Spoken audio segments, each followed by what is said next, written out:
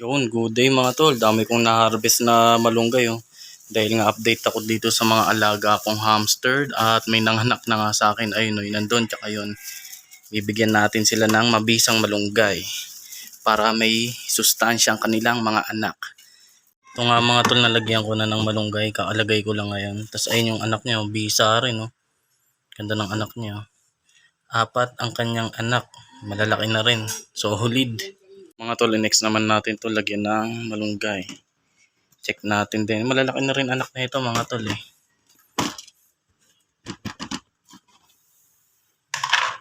Ayun no, 4 din anak na ito mga tol. Umbisa oh. Ganda rin ng kulay oh.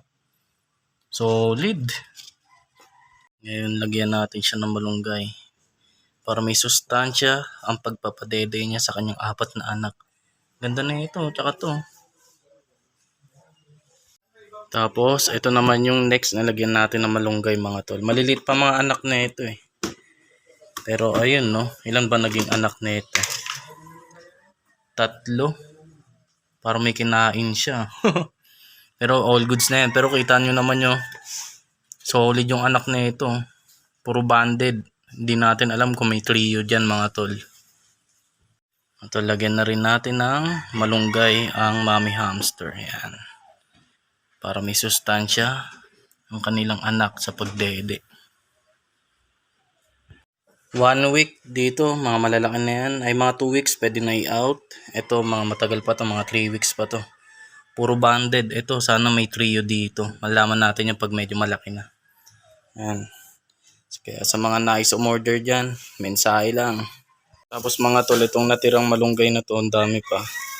Para na to sa mga alaga natin. Yan, dyan.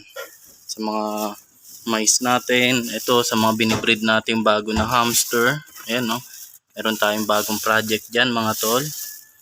Ito, mais pala yan. Dyan natin bibigay, tsaka dito. Ayan. Para sulit. Ayun yung mga breeder nating male. Dyan ko muna nilagay dahil inaasikaso ko pa ang kanilang 12 liters bean cage na na-stock ko. So yun muna ang update natin dito mga tol sa aking hamster.